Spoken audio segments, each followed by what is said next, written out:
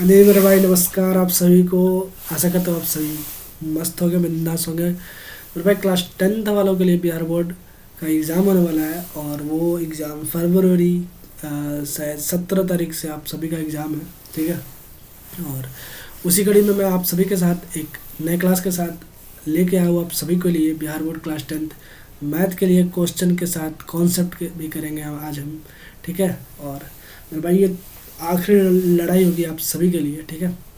और जहाँ तक कि मेरी बात है कि आप इस सेशन के बाद आप अपने अंदर एक अच्छे से तैयारी करने की प्रिपरेशन करेंगे और दूसरी बात आपका कॉन्सेप्ट भी क्लियर होगा एकदम बेसिक से। ठीक है। जहाँ जहाँ आपका कॉन्सेप्ट फंस रहा होगा आज मैं उस चीज़ को क्लियर कर दूंगा और इस सेशन के बाद आप अपने आप को नए सिरे से आप एक तरीके से प्रारंभ करेंगे। और मुझे एक बात बताना यार, कमेंट करके मुझे ज़रूर बताना यार कि हाँ क्लास कैसी लग रही है और कितने सवाल और मैं लाऊँ आप सभी के लिए। ठीक है। और कमेंट करके मुझे ये ज़रूर बताना, एक लाइक और सब्सक्राइब करके भी जाना है। ठीक है। क्योंकि ये सारे के सारे क्लास 10th आप सभी के लिए। ठीक है ना मेरे भाई।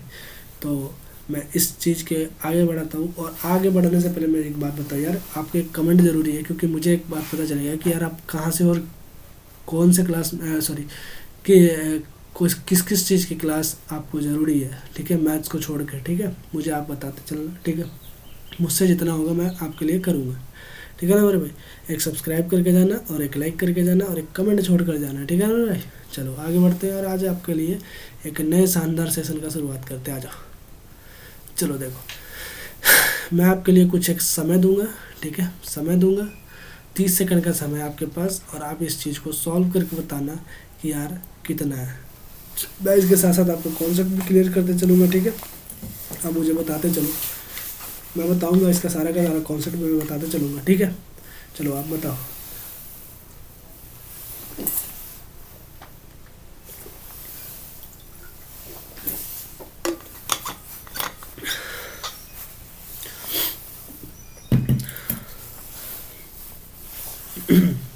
बताओ भाई।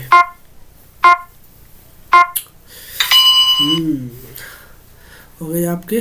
तो आप मुझे बताओ। चलो अब मेरी बारी। चलो खेलते हैं आज हम।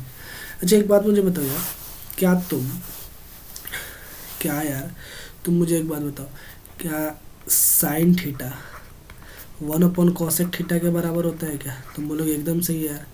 मैं पूछूं यार, क्या कॉस थीटा 1/sec थीटा के बराबर होता है? तुम बोलोगे एकदम सही है यार। काम मैं गलत थोड़ी बोल रहा हूँ यार, ये से तो होता है। ठीक है। हाँ। अगर मैं तुमसे पूछूं यार टेन थीटा जो होता है, टेन थीटा क्या वो 1/tan थीटा के बराबर होता है क्या? सॉरी यार, कॉट थीटा के बराबर होता है क्या? भाई साहब 1/cot थीटा के बराबर होता है क्या? तुम बोलोगे एकदम सही यार। साइन थीटा 1/cosec थीटा के बराबर, cosec थीटा sec थीटा के बराबर और tan theta 1/cotec theta cot theta के बराबर। ठीक है। ऐसे ही अगर मैं तुमसे बात करूँ, क्या यार cosec थीटा जो है, cosec थीटा जो है 1/sin थीटा के बराबर होगा क्या? एकदम बोलोगे एकदम सही यार। इसी तरीक़ा से सेक थीटा के बारे में तुमसे अगर बात करूँ तो क्या तुम बोलोगे कॉस थीटा के बराबर होता है? और इसी तरह का मैं अगर कॉट थीटा के बारे में बात करूँ तो तुम बोलोगे 1/tan थीटा के बराबर होता है। ठीक है। इतनी बात समझ में आ गई। यानी साइन कॉसेक का उल्टा, कॉस सेक का उल्टा और टेन कॉट का उल्टा। वैसे ही कॉसेक साइन का उल्टा, सेक कॉस थीटा का उल्टा और कॉट टेन थीटा का। मुझे मेरा भाई ये तुम मुझे क्यों बता रहे हो? क्यों बता रहा हो मैं तुम्हें बताता हूँ ना अभी। एक बात याद रखो यार, टेन थीटा को तुम sine theta upon cos theta भी बोलते हो। ठीक है। और कॉट थीटा को cos theta upon sine theta भी बोला जाता है। ठीक है। मेरे पास जो सवाल था वो सवाल क्या है कि यार sine theta into cot theta का मान क्या होगा? तो तुम मुझे बताओ, क्या साइन थीटा को मैं ऐसे ही अगर रहने दूँ और कॉट थीटा को cos theta upon sine theta लिख दूँ तो कोई दिक्कत? तुम बोलोगे नहीं। और इस साइन थीटा से इस साइन थीटा को मैं काट दूँ तो क्या मेरे पास कॉस थीटा नहीं केवल बच जाएगा? तुम बोलो कोई दिक्कत है? तो यह ऑप्शन नंबर बी से ही नहीं हो जाएगा? बोलो सही होगा कि नहीं होगा? है ना? है ना ज़बरदस्त कॉन्सेप्ट वाली बात। ठीक है। हाँ तो इसीलिए ना बोला सब्सक्राइब करो। हाँ एक बार सब्सक्राइब करते चलो। चलो आगे देखो, समानांतर श्रेणी। ये समानांतर श्रेणी है और ये एनवा टर्म दिया हुआ है तुमको, एनवा टर्म दिया हुआ है। इसमें पूछा है कि एनवा टर्म क्या होगा? चलो T35 टर्म क्या होगा? ठीक है। एन का वैल्यू गिवन है 35। तुमसे पूछा है कि 35 का टर्म कितना होगा इसका, ठीक है, बनाओ। और नहीं बना तो मैं तुम्हें बता रहा हूँ ना यार, टेंशन लेने वाली कोई बात नहीं, टेंशन को मारो पेंशन, और मैं तुम्हारे साथ हूँ। चलो बनाओ बनाओ भाई, मैं भी देखूँ जरा।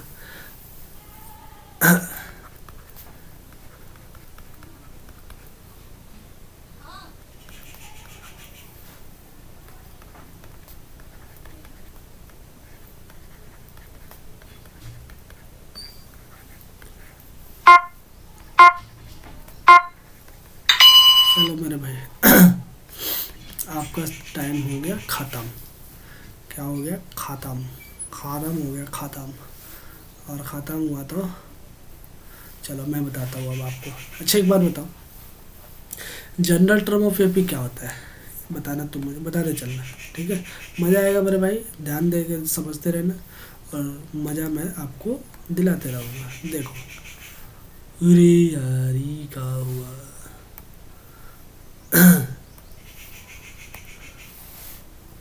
देखो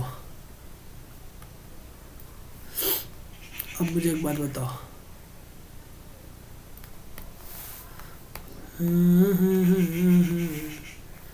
ला ला ला ला ला ला ला, चलो सुनो। देखो, जनरल टर्म ऑफ एपी क्या होता है? टी एन बराबर A plus N minus one into D, होता है कि नहीं बताओ। जिसमें नंबर ऑफ टर्म निकालना हो या फिर लास्ट टर्म निकालना हो तो उसके लिए फार्मूला क्या होता है? A plus N minus one into D. अच्छा, नंबर ऑफ टर्म का अगर सम निकालना हो, ठीक है, नंबर ऑफ टर्म का क्या निकालना हो? सम, समेशन बोलता है ना, कि प्लस प्लस करके कितना आएगा, नंबर का योग कितना आएगा। तो तुम ऐसे करके, तुम अगर सवाल पूछते हो तो वहाँ पर लगाते हो एस एन बराबर n by two into two a plus N minus one into D, ठीक है। अच्छा, लास्ट टर्म अगर पता हो और फर्स्ट टर्म पता हो तो तुम नंबर ऑफ एन पदों का योग निकाल सकते हो, जिसका फॉर्मूला होता है एस एन बराबर n by two into a plus n. इस फार्मूला को क्यों लगाया मैंने? इस फार्मूला को इसलिए लगाया क्योंकि इसमें ना लास्ट टर्म नहीं दिया है, ठीक है। अगर तुम्हें लास्ट टर्म पता होता है सवाल में तो तुम ए प्लस एन लगाते हो, ठीक है। ठीक है ना, मेरी बात समझ में आ रही है? ठीक है, ध्यान से सुनना। अच्छा, मैं बात क्या करूँगा आपसे, इस फॉर्मूला के बारे में बात करूँगा। इसमें जो टी एन होता है वो क्या होता है? तुम बोलोगे यार लास्ट टर्म के बारे में ही बात करता है। किसके बारे में बात करेगा? लास्ट टर्म के। इसमें जो ए होता है वो फर्स्ट टर्म की बात कर रहा होता है, फर्स्ट टर्म, ठीक है, फर्स्ट टर्म। एन क्या होता है? एन बोलोगे यार नंबर ऑफ टर्म होता है। क्या होता है? नंबर ऑफ टर्म, ठीक है, नंबर ऑफ टर्म। अच्छा, डी क्या होता है? यही तो भाई कॉमन डिफरेंस है। क्या है? कॉमन डिफरेंस, ठीक है, कॉमन डिफरेंस, या फिर इसको हिंदी में बोलते हैं सार्वंतर, सार्वंतर, ठीक है, सार्वंतर। इसको बोलते हैं पदों की संख्या। क्या बोलते हैं? पदों की संख्या कितनी है उसमें, ज़रा इसके बारे में बताना, ठीक है। और इसको बोलते हैं प्रथम पद, ठीक है, हिंदी में भी लेते चलता हूँ प्रथम पद, ठीक है। और इसको टी एन बोलता हूँ लास्ट टर्म, लास्ट टर्म यानी अंतिम पद, ठीक है मेरे भाई, ठीक है। आज के बाद आपके पास कोई डाउट नहीं रहेगा, ठीक है ना। और इस डी को क्या बोलते हैं? Common difference. अच्छा, डी निकलता है किसे? सेकंड टर्म में से लास्ट टर्म को क्या, सॉरी, सेकंड टर्म में से फर्स्ट टर्म को घटाने पर क्या निकलता है हमारे पास? डी निकलता है। इतनी बात समझ में आ गई? अच्छा, टी एंड क्या है? तो लास्ट टर्म है। देखो यहाँ पे कितना 35 का टर्म दिया है, यानी टी 35 का वैल्यू तुमसे निकालने के लिए पूरा। ए का value A plus N minus one into D. A का वैल्यू कितना है मेरे भाई? बताओगे तुम, बोलोगे 20 है।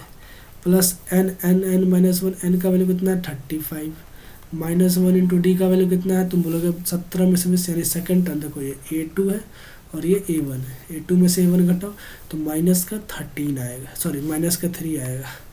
कितना आएगा? माइनस का 3 आएगा। लो, माइनस का 3 से गुना करना है। अच्छा, 20 प्लस 35 में से बन जाएगा 31 इंटू क्या हो जाएगा? माइनस का 3। जब तुम इसको, यार लाइन कट गया, यार लाइन कट गया, लाइन कट गया मम्मा, रुक जाओ 1 मिनट, 1 मिनट रुक जाओ। अभी मैं आपको कमाल कर दे रहा हूँ। मैं दिख रहा हूँ ना यार? है, मैं दिख रहा हूँ, ये चलो। अच्छा, क्या मैं बात कर रहा था कि T35 A plus N minus one into D, ठीक है। अब मैं अगर बात करूँ कि 20 प्लस 34 माइनस 3, अगर इसको तुम गुना करोगे 20, T35 का टर्म, T35 का टर्म, ए का वैल्यू है 20 प्लस 34 माइनस 3 गुना करोगे तो तुम्हारे पास आएगा अगर मैं, अरे यार रुक जा यार, अगर मैं इसका गुना करूँगा तो मेरे पास आएगा माइनस का 108। देखो गुना कर लो, 4 सॉरी 108 थोड़ी आएगा यार, कितना आएगा 102, 4 ते 12, 102 आएगा, 102। अच्छा माइनस प्लस होता है माइनस, T35 बराबर 20 माइनस कितना होगा 102, ठीक है। तो आंसर तुम्हारे पास कितना आएगा माइनस का 82, यानी T35 वाला टर्म जो होगा वो माइनस का 82। और माइनस का 82 कौन सा ऑप्शन में है, तो तुम बोलोगे option number B is right answer, ठीक है। आगे मेरे पास समझ में। अच्छा एक बात बताओ, अगर कभी कभी तुम ना ऐसे टर्म देखोगे, नोट करते चलना, इसको नोट करो, नोट पॉइंट बना लो, नोट पॉइंट ऐसे में देखना, कभी तुमको मिलेगा क्या an प्लस बी, ठीक है, Tn बराबर, और Sn बराबर मिलेगा तुमको an स्क्वायर प्लस का बी। तुमको ऐसे टर्म में ना क्या बोलता है कि इसका कॉमन डिफरेंस क्या होता है, सी डी, मैं बोलूँगा कॉमन डिफरेंस, इसका सी डी यानी कॉमन डिफरेंस क्या हो। तो तुम इसमें कॉमन डिफरेंस निकालने जाओगे लंबे लंबे तरीके से, नहीं, क्या करना ना, इस एन का जो कोफिशिएंट है, इस एन का सिंगल पावर का कोफिशिएंट को तुरंत उतार दो, यही इसका क्या होगा कॉमन डिफरेंस। अच्छा नंबर ऑफ टर्म समेशन के टर्म में दिया हो तो उस एन स्क्वायर यानी डबल पावर के कोफिशिएंट का 2 गुना कर दो, यानी ए को 2 गुना कर दो, यानी क्या हो जाएगा 2a, ठीक है। इसका कॉमन डिफरेंस और इसका कॉमन डिफरेंस तुम निकाल पाओगे ना, आज के बाद तुम आराम से निकाल लोगे। यानी जब भी सिंगल पावर का मतलब सिंगल पावर दिया हो और एन के बगल में, तो उस एन का कोफिशिएंट ही क्या होता है कॉमन डिफरेंस के बराबर, Tn वाला टर्म के लिए, ठीक है। अच्छा जब समेशन के टर्म में दिया हो तो an स्क्वायर प्लस बी ऐसे देगा, ठीक है। तो एन स्क्वायर का बगल वाला जो कोफिशिएंट होगा उसका डबल कर देना, वही तुम्हारे पास क्या आएगा कॉमन डिफरेंस, क्या आएगा 2a, इसका क्या आएगा कॉमन डिफरेंस, इसका कॉमन डिफरेंस a आएगा, ठीक है। इतनी बात समझ में आ गई, आगे तो चलो आगे। अच्छा यार हाँ चलो, अब तुम इसका सवाल का आंसर दो और मैं इसके लिए तुम्हें देता हूँ टाइम, और 30 सेकंड का टाइम होगा तुम्हारे पास, और तुम इस सवाल को सॉल्व कर रहे होगे, ठीक है। इसमें भी तुमसे पूछा है कितने पद है, इस बार तुमसे पूछा है कि नंबर ऑफ टर्म, एन का वैल्यू तुमसे पूछ लिया कि कितने टर्म हो गए, तुमको ये बताना है। बताओ बताओ नंबर ऑफ टर्म कितने होंगे इसमें, नंबर ऑफ टर्म का क्वेश्चन है और एपी का ही क्वेश्चन है, ठीक है। नंबर ऑफ टर्म अभी मैंने पूरा पीछे एक्सप्लेन करा है ना वैसे, ठीक है। अब बताओ बताओ हो गई क्या तुम, चलो आ जाओ मेरे पास, आ जाओ जाओ लो। अच्छा मैंने बताया आपको कि Tn बराबर होता है a plus n minus 1 into D, इसके बराबर होता है, आगे लाइन। अच्छा Tn कितना है 93, लास्ट टर्म है 93, a का वैल्यू कितना है तुम बोलोगे 3 प्लस n माइनस 1, n का वैल्यू पूछा है ना, और डी का वैल्यू कितना 8, a2 में से a1 घटा दो, 8 में से 3 जाएगा कितना बचेगा 5, इस 3 को इधर ले जाओ कितना बचेगा 90 बराबर इसको गुना कर दो अंदर 5n, इसको गुना करेगा -5n, इस -5 को इधर ले जाओ 95 बराबर कितना जाएगा 5n, ठीक है। ये 5 से कट दो, 5 एकम 5, 4 5 9 45, यानी n का वैल्यू कितना जाएगा, n का वैल्यू आ जाएगा 19, यानी नंबर ऑफ टर्म इसमें कितने हैं 19, ठीक है। 3 से लेके 93 तक के बीच कितने टर्म है, कितने नंबर ऑफ टर्म है, तो तुम बोलोगे 19, ठीक है। कैसे निकालोगे ऐसे आगे मेरी बात समझ में, चलो आगे बताना है इसको, चतुर्थांश तुमको बताना है कि किस चतुर्थांश से बिलोंग करता है, और तुम्हारा समय होता है अब स्टार्ट। चलो बनाओ बनाओ तब तक के लिए मैं आपके लिए एक चीज़ ड्रॉ कर दे रहा हूँ।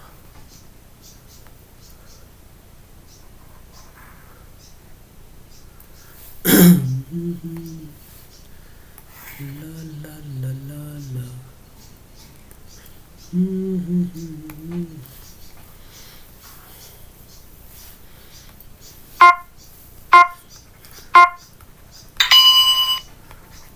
चलो टाइम हुआ ख़त्म तुम्हारा, चलो इसको एक्स एक्सेस लिखते बता रहा हूँ मैं इसके बारे में आपको। चलो अच्छा एक बात बताओ, क्या मैं इसे जब भी ग्राफ पर हॉरिजॉन्टल ग्राफ पर हॉरिजॉन्टल लाइन होते हैं उसको एक्स एक्सिस बोला जाता है।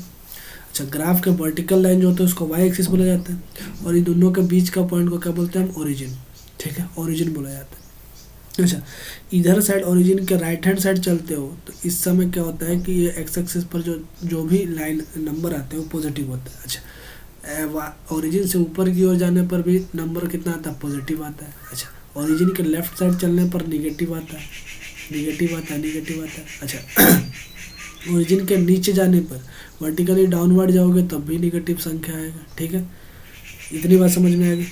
इसको एक्स एक्सिस बोलते हैं, इसको वाई एक्सिस बोलते हैं, इधर एक्स एक्सिस है, इधर वाई डैश एक्सिस है। ठीक है।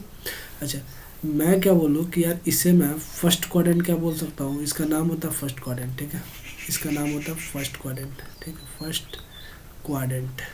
ठीक, इसको हम बोलते हैं सेकंड क्वाड्रेंट। ठीक है, इसको सेकंड क्वाड्रेंट, इसको हम बोलते हैं थर्ड क्वाड्रेंट।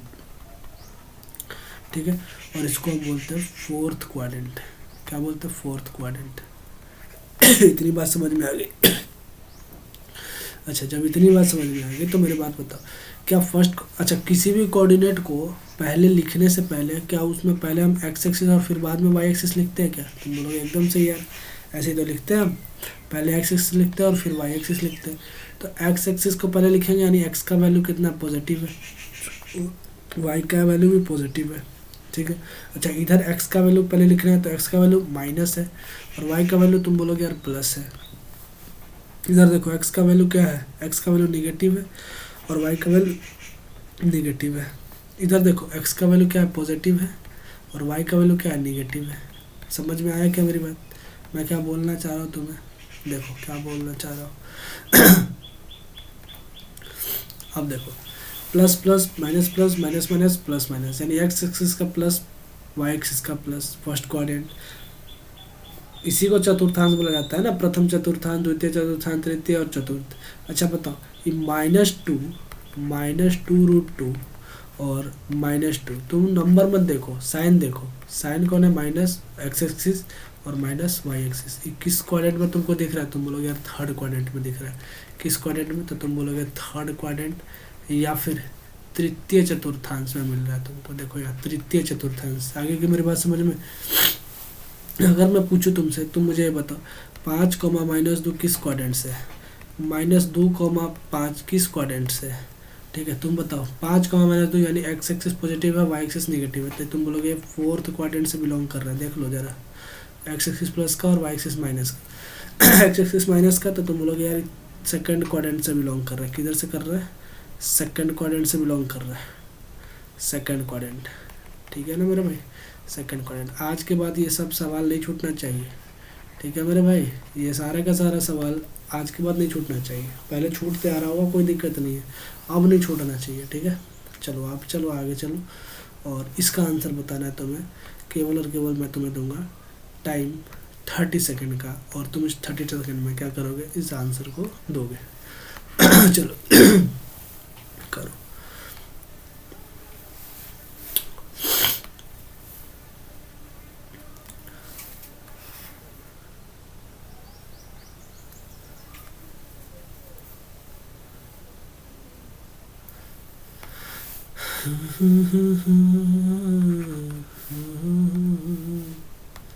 बनाओ बनाओ बनाओ यार बनाओ।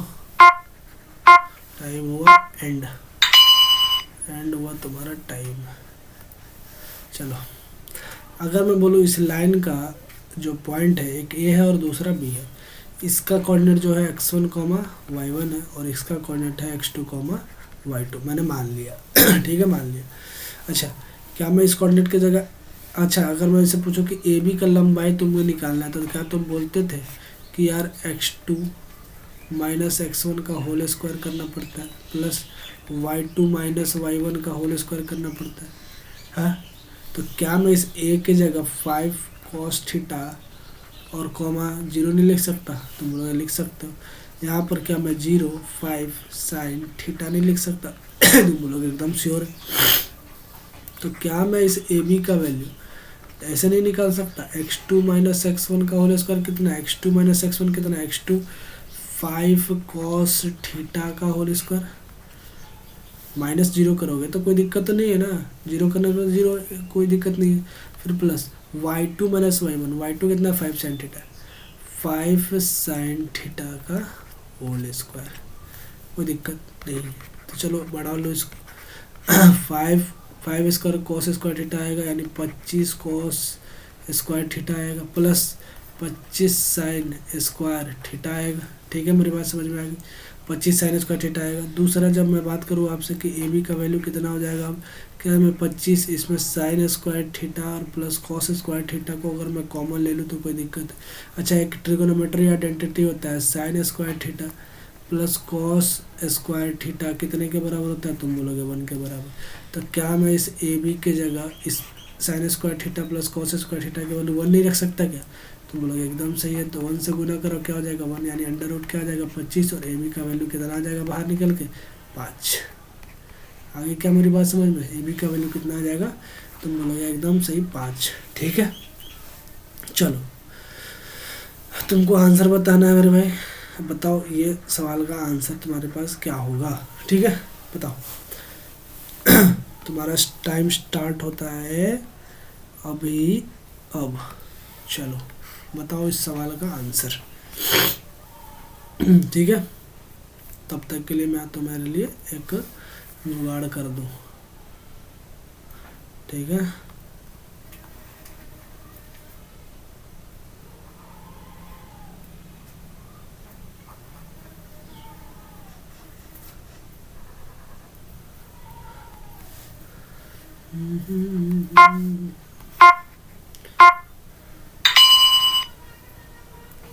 चलो टाइम हुआ तुम्हारा समाप्त। चलो अब देखो, बोल रहा है कि यदि किसी बिंदु बी से एक्स अक्ष पर कोई बिंदु है, देखो कोई पॉइंट है यहाँ पर कोई पॉइंट है, मान लो यहाँ पे इस बिंदु का नाम है बी। ठीक है, बी है। एक्स अक्ष पर डाले गए लंब की लंबाई, अब देखना ये बोल रहा है कि एक्स अक्ष पर जो लंब डाला गया है ना, उसका लंबाई जो है वो है 10 यूनिट दिया है। ठीक है, कितना दिया है? 10 यूनिट। अच्छा, फिर बोला है कि वाई अक्ष पर डाले गए लंब की लंबाई 5 है। वाई अक्ष पर डाले गए लंब की लंबाई, इसी पॉइंट से वाई अक्ष पर जब लंब डाला होगा तो इसकी लंबाई कितनी है? 5। ठीक है, अब देखना, अगर मैं इसको ऐसे करके मिला दूँ तो कोई दिक्कत नहीं होना चाहिए। एक तरीके से तुम मान लो इसको वाई एक्सिस ही था और ये छोटा हो चुका था। चलो, अरे यार ये का लो। ठीक है, ये बोल रहा है कि बी से एक्स एक्स पर डाला गया लंब की लंबाई है 10 यूनिट। कितना है? बोलोगे 10 यूनिट है। ठीक है, 10 यूनिट। अच्छा, वाई पर डाला गया लंबाई का कितना? 5 यूनिट। 5 यूनिट। तो पूछा है कि बी का निर्देशांक कितना होगा, तो बी का निर्देशांक पहले क्या लिखा था? एक्स एक्सिस से कोऑर्डिनेट, फिर वाई एक्सिस।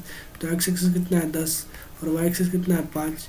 तो क्या इस कोऑर्डिनेट का मान हो जाएगा 10,5। 10,5। अगर तुमसे इसको बोलता है कि यार इसका एरिया निकालना है, एरिया फाइंड करना है, एरिया फाइंड करना है, तो क्या ये 10 है तो ये भी 10 होता, मान लिया। तो ये 5 है तो क्या ये भी 5 होना पड़ता। तो क्या मैं इसे एल इंटू बी से निकाल नहीं लेता? 10 5 गुने 10 बराबर कितना हो जाता? 50 यूनिट स्क्वायर एरिया निकालना होता था। क्या मेरी बात समझ में आ गई? हाँ।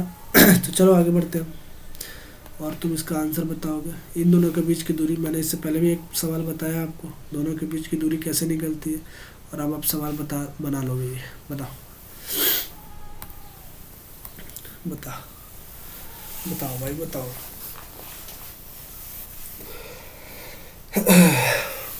बताओ बताओ बताओ बताओ बताओ बताओ। दोनों के बीच की दूरी निकालना है, बताओ।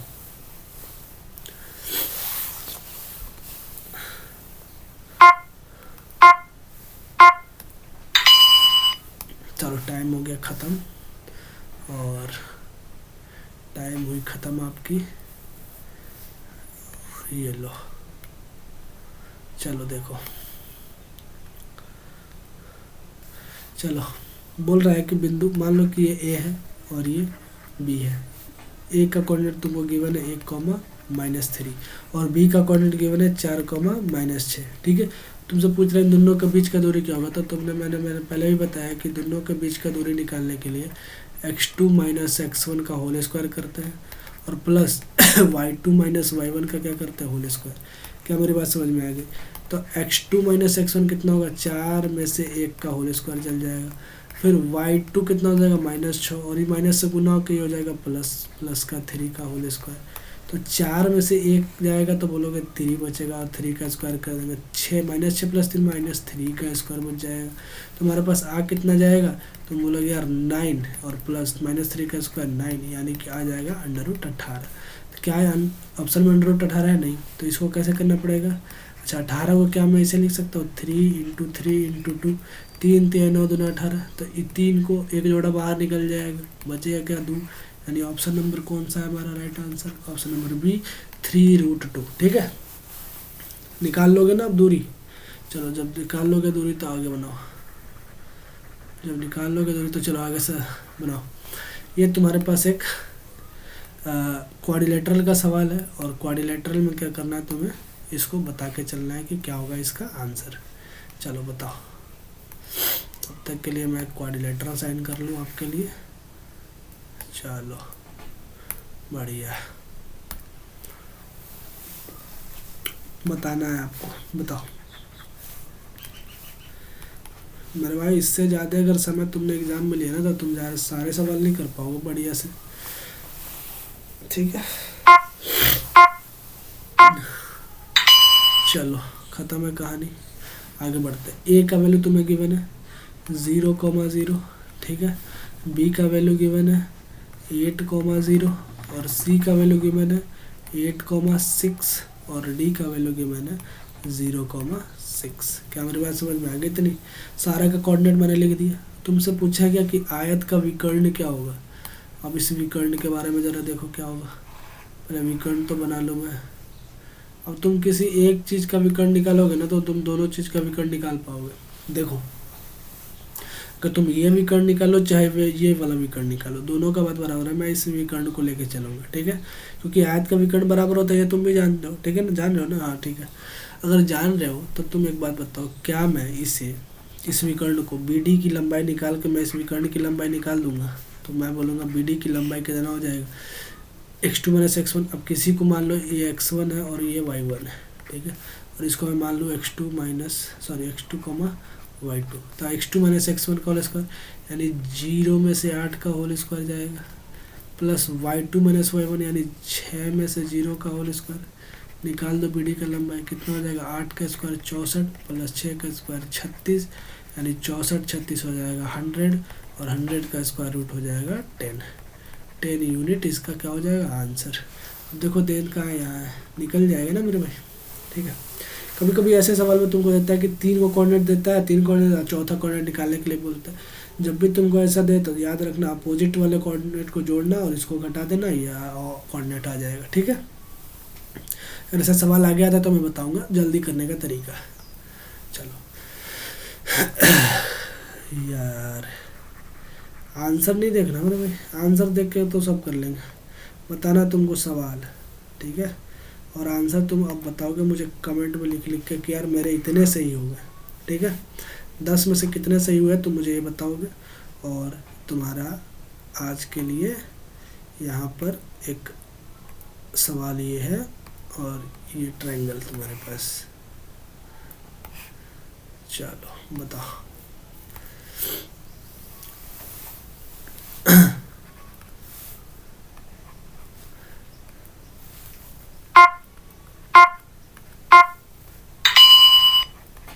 चलो हो गया, टाइम ख़त्म। और इसका तुमको क्या बताना है,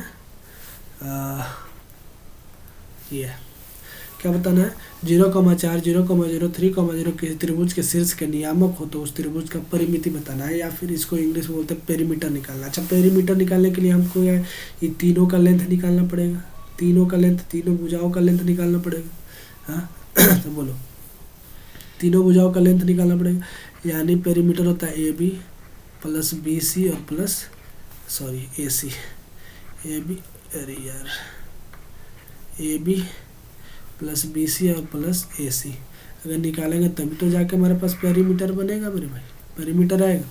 तो क्या मैं तुम्हें बताऊं कि इस AB का लंबाई निकालने के लिए, AB का लंबाई निकालने के लिए x2 - x1 वाला लगाना पड़ेगा फॉर्मूला, 0 का स्क्वायर, ठीक है, x2 - x1 का स्क्वायर, y2 - y1 का स्क्वायर, प्लस 4 का स्क्वायर, ठीक है। यानी ए बी का वैल्यू कितना आ जाएगा 16, यानी ए बी का वैल्यू आ जाएगा 4। ए बी का वैल्यू कितना आ गया 4 के बराबर। ठीक उसी तरह मैं बी सी निकालूंगा। बी सी के लिए क्या करूँगा, x2 माइनस x1 का होल स्क्वायर यानी 3 का स्क्वायर 9 प्लस 0 में से 0 जाएगा 0 का स्क्वायर, यानी बी सी का वैल्यू कितना आ जाएगा 3। ठीक है मेरे भाई। अच्छा ए सी का वैल्यू देखो, ए सी का वैल्यू 4 का स्क्वायर प्लस 3 का स्क्वायर। अब घटाते रहो तुम, 4 का स्क्वायर हो जाएगा 16 प्लस 3 का स्क्वायर हो जाएगा 9, यानी 16 9 हो जाएगा 25 यानी 5। ठीक है, यानी ए बी का वैल्यू तुम्हारे पास आया इतना 4, बी सी का वैल्यू आया तुम्हारे पास 3 और ए सी का वैल्यू आया तुम्हारे पास 5। जब तीनों को जोड़ो A B plus B C और प्लस ए सी जब तुम जोड़ोगे तो आएगा तुम्हारे पास 5 4 9 3 12, यानी आंसर कितना आ जाएगा 12। किसी त्रिभुज के शीर्षों का नियम दिया हो तो तुम ऐसे करके उसको क्या निकाल सकते हो, पेरीमीटर। पेरीमीटर कैसे निकलता है, A B plus B C plus A C करके। ठीक है ना मेरे भाई। चलो आगे बढ़ते हैं। और देखो ये तुम्हारे पास है प्रायिकता का न्यूनतम मान क्या होगा। तुमसे पूछा है कि प्रायिकता का न्यूनतम मान कितना होगा, तुम बताओ। नहीं तुम बता पाओगे तो मैं ही बता दे रहा हूँ। देखो यार, प्रायिकता का न्यूनतम मान कितना होता है। अच्छा एक बात बताओ, प्रायिकता हमेशा 0 और 0 से बड़ा और 1 या 1 से छोटा होता है। याद रखना हमेशा, प्रायिकता हमेशा 0 से बड़ा और 1 0 या फिर 0 से बड़ा और 1 के बराबर या फिर 1 से छोटा होता है। प्रायिकता कभी भी 1 से बड़ा नहीं हो सकता। 1 से बड़ा प्रायिकता क्या नहीं हो सकता, यानी पी एक्स जो है वो 1 से बड़ा नहीं हो सकता। 1 से बड़ा नहीं हो सकता, हाँ 1 के बराबर हो जाएगा, ठीक है, लेकिन 1 से बड़ा नहीं। तुमसे क्या पूछा, प्रायिकता का न्यूनतम मान क्या होता है, तो तुम बोलोगे न्यूनतम मान कितना 0, हाईएस्ट मान 1। ये कब होता है 0 मेरे भाई, जब पॉसिबल इवेंट की बात कर रहा हो, इम्पॉसिबल इवेंट की बात कर रहा हो। इसके बारे में इम्पॉसिबल, अनिश्चित घटना, ठीक है, इम्पॉसिबल इवेंट, ठीक है। और ये पॉसिबल इवेंट का है, ठीक है, पॉसिबल इवेंट। अब तुम इसको देख लो यार, मैं लिख दे रहा हूँ, पॉसिबल इवेंट के बारे में बात कर रहा हूँ, ठीक है। तो इसका आंसर क्या हो जाएगा, प्रायिकता का न्यूनतम मान ये हो जाएगा, ठीक है। आगे बढ़ता हूँ मैं, और इसका तुमको आंसर बताना है कि इसका शून्य क्या होगा। बताओ इसका शून्य क्या होगा, तुम बता पाओगे, इसके लिए तुम्हारे पास टाइमिंग स्टार्ट होता है अब, ठीक है।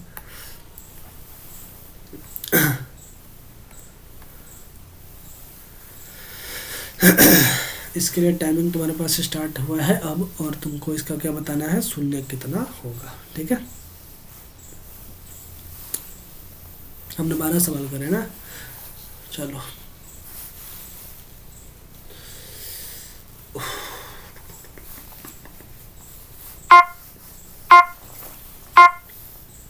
खत्म, टाइम अप। चलो देखो, एक्स स्क्वायर माइनस 13 बराबर 0, शून्य पूछा है ना, तो एक्स स्क्वायर बराबर क्या आएगा 13, और एक्स पर से जब हम हटाएंगे ये स्क्वायर रूट तो आ जाएगा प्लस माइनस का रूट 13, यानी एक एक्स का वैल्यू प्लस रूट 13 आएगा और दूसरे एक्स का वैल्यू माइनस का रूट 13 आएगा, ठीक है। यानी एक्स का वैल्यू जो होगा 2 होगा, कौन प्लस रूट 13 और माइनस का रूट 13। आगे का मेरी बात समझ में, प्लस रूट 13 और माइनस का रूट 13। आगे चलो और आंसर बता के चलो मेरे भाई। क्या है, इक्वेशन दिया हुआ है और तुमसे पूछा है ए का वैल्यू पूछा है, इक्वेशन गिवन है और ए का वैल्यू पूछा है, बताओ।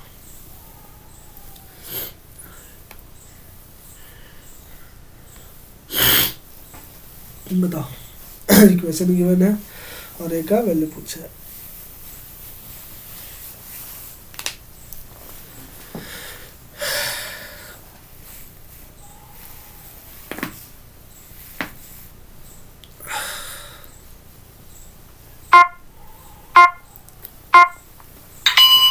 चलो टाइम हुआ ख़त्म तुम्हारा, और चलो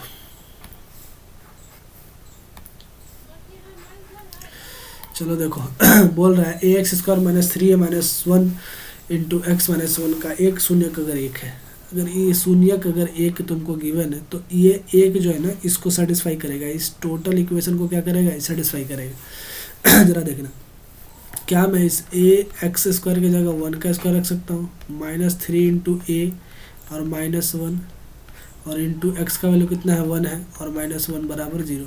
जहाँ जहाँ एक्स है वहाँ वहाँ एक रखते चलो, ठीक है, एक रख दिया मैंने। एक का स्क्वायर करोगे ए -3a और माइनस प्लस हो जाएगा 3 और माइनस का 1 बराबर 0। अच्छा a -3a 3 में से a जाएगा प्लस का 2 बराबर 0। -3a a में से -3 जाएगा तो तुम बोलोगे -2a प्लस 2 बराबर क्या हो जाएगा 0। यानी माइनस का 2a बराबर कितना हो जाएगा -2। इस माइनस से इस माइनस को काट दो, ठीक है, काट दिया तो a का वैल्यू हो जाएगा 2/2, यानी इसका a का वैल्यू कितना आ जाएगा 1 के बराबर, ठीक है, 1 के बराबर आ जाएगा। जब भी तुमको ऐसा दिया हो, एक शून्य दिया हो, तो याद रखना उस शून्य उस समीकरण को जरूर सेटिस्फाई करेगा, ठीक है, उसको उस इक्वेशन में रखना और 0 के बराबर कर देना, तुम्हारा a का वैल्यू या फिर कोई भी चीज़ का कोई भी कांस्टेंट का वैल्यू तुम्हारे पास आके मिल जाएगा, ठीक है। चलो आगे बढ़ते हैं और अगला सवाल देखते हैं कि अगला सवाल क्या है। निम्नलिखित में किस द्विघात बहुपद के शून्य कितना इतना है। मेरे भाई ऑब्जेक्टिव में अगर ऐसा सवाल पूछे ना, याद रखना कुछ मत करना, इसको उठा के किसी एक को उठा के सारे इक्वेशन में सेटिस्फाई करा। जो इक्वेशन सेटिस्फाई करेंगे समझ जाओ क्या है, वही इसका इक्वेशन है, ठीक है। मैं बता दे रहा हूँ कैसे करना चाहिए। जैसे मान लो कि -1/2 है, हम इसमें रखते हैं, अगर 0 आ जाएगा तो समझ जाओ क्या है, वही उसी इक्वेशन का मूल है वो, ठीक है, -1/2। देखो -1/2 रख रहे हैं हम, 10 एक्स स्क्वायर का वैल्यू -1/2 का होल स्क्वायर रख दिया हमने, प्लस एक्स का वैल्यू कितना है -1/2 और प्लस 3 प्लस का 3, रुक जाओ इसको मिटा लो, प्लस का कितना है 3 है। चलो 10 -1/2 का होल स्क्वायर कितना हो जाएगा 1/4, ठीक है, 10 इंटू कितना हो जाएगा 1/4 प्लस -1/2 होगा ना, रुक जाओ इसको मैं फिर से लिख देता हूँ, 10 इंटू कितना हो जाएगा 1/4 और अरे यार प्लस का है लिखा रहा है, देखो माइनस का 1/2 और प्लस का 3। अच्छा इसको क्या लिख सकता हूँ, 2 से काट दो, 2 × 5 = 10, 2 दूना 4, यानी आ जाएगा 5/2 -1/2 और प्लस का 3। और एलसीएम लोगे तो 2 का एलसीएम 2 आएगा, 2 5 -1 प्लस का 3, ठीक है, 5 में से जाएगा 4 और प्लस 3 7, 7/2 क्या 0 के बराबर आया नहीं, तो यानी ये इक्वेशन इसका नहीं होगा। अच्छा आगे चलते हैं आगे देखते हैं, इसमें रखते हैं बी में रखते हैं, बी में रखेंगे तो 10 एक्स के जगह पर -1/2 का होल स्क्वायर रखेंगे, प्लस एक्स का वैल्यू -1/2 रखेंगे और माइनस का 3, तो 10 इंटू ये कितना जाएगा स्क्वायर 1/4, माइनस का हो जाएगा 1/2 और माइनस का 3, ठीक है, 2 × 5 = 10 और ये 2 दूना 4, ठीक है, तो कितना हो जाएगा 5/2 -1/2 और माइनस का 3, कितना हो जाएगा 2 5 -1 और ये हो जाएगा यहाँ पर अगर एलसीएम 1 है तो माइनस का 6। अच्छा क्या हो जाएगा -5 माइनस का 7/2 क्या आ जाएगा -2/2, क्या आ जाएगा आंसर माइनस का 1। क्या ये आंसर है, ये 0 के बराबर है नहीं, तो ये भी इक्वेशन सेटिस्फाई नहीं करेगा, यानी बी भी गलत। सी में रखो 10x², 10x का वैल्यू, इसको मैं पहले क्या कर देता हूँ, ये तीनों का तीनों इक्वेशन सेटिस्फाई नहीं करा ना, तो मैं क्या कर रहा हूँ, रुक जाओ मैं क्या कर रहा हूँ, इसको मैं छोटा कर ले रहा, ठीक है, लो अब मैं इस पे आता हूँ डी पे, क्या है 10x² की जगह क्या रखूँगा मैं -1/2, ठीक है, का होल स्क्वायर, माइनस एक्स का वैल्यू कितना है -1/2 और माइनस का 3। अच्छा 10 -1/2 का स्क्वायर 1/4, माइनस माइनस हो जाएगा +1/2 और माइनस का 3। अच्छा इसको लिख सकता हूँ 2 × 5 = 10, 2 दूना 4, यानी क्या मैं इसे लिख सकता हूँ 5/2 प्लस 1/2 और माइनस का 3। क्या मेरे पास ये आएगा 5/2 प्लस का 1/2 और माइनस का 3, तो क्या मैं इसका एलसीएम 2, तो ये आ जाएगा 5 + 1 माइनस का कितना 6। अब देखो 5 + 1 होता है 6 और -6/2 यानी 0, यानी यही उस इक्वेशन, ये जो मूल है गिवन है वो इस इक्वेशन का क्या माना 0 आ गया, समझ जाओ सेटिस्फाई करेगा तो वही इक्वेशन का क्या था वो शून्य था, ठीक है मेरे भाई, यानी ऑप्शन नंबर डी। सी भी नहीं करेगा, ए भी नहीं करेगा और बी भी नहीं करेगा, ठीक है, ऐसे करके तुम सवाल बना पाओगे, ठीक है ना मेरे भाई। चलो इसका सवाल का आंसर तुम दो, और ये लास्ट क्वेश्चन है तुम्हारे लिए। 15 सवाल में तुम्हारा कितने सही हुए तुम मुझे ये बताना, और फिर उसके बाद में तुम मुझे कमेंट करना, और कमेंट करने के बाद में बताऊंगा कि यार कैसे कैसे प्रिपरेशन करें और किस किस तरीके का सवाल पूछे जाते हैं, उससे मैं सवाल तुम्हारे पास लेके आऊँगा, ठीक है मेरे भाई।